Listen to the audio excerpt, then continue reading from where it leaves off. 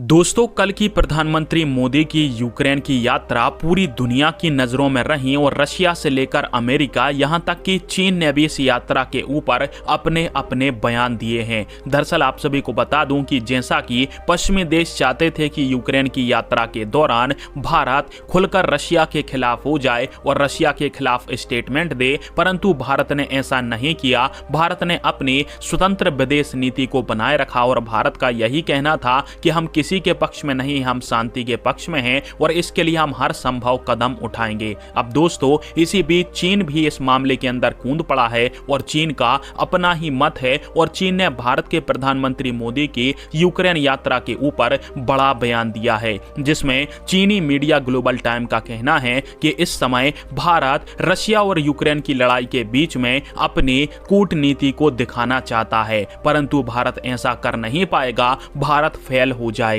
Screen के ऊपर आप सभी इसका आर्टिकल भी देख सकते हो, जिसमें चीनी मीडिया ग्लोबल टाइम भारत को लेकर इस प्रकार के बड़े बड़े दावे कर रही है। दरअसल जैसे ही भारत के प्रधानमंत्री मोदी जी यूक्रेन पहुंचे हैं तो चाइना गुस्से से आग बबूला हो चुका है, क्योंकि चाइना इस समय यूक्रेन से बात तो कर नहीं सकता है, रशिया के साथ उसके अच्छे संबंध हैं, जिसके कारण से भारत की बढ़ती हुई छवि को देखते हुए चीन भारत से चिढ़ रहा है, क्योंकि दुनिया में कुछ चुनिंदा देशों में से अकेला भारत ही ऐसा देश बचा है जो कि रूस के साथ साथ यूक्रेन से भी बात कर सकता है। और इसी कारण से चीन के प्रोफेसर, जो कि चीन के विशेषज्ञ बताए जाते हैं, उनका कहना है कि भारत के पास ना तो इस समय ताकत है और ना ही इतना प्रभाव है कि वो रशिया और यूक्रेन की लड़ाई को रुकवा दे। और इसके अलावा चीन का मानना है कि भारत का जो प्रभाव है वो यूरोप में काफी ज्यादा सीमित है, जिसके कारण से यूरोप का देश यूक्रेन कभी भी भारत की बात नहीं मानेगा। और अभी यूक्रेन ने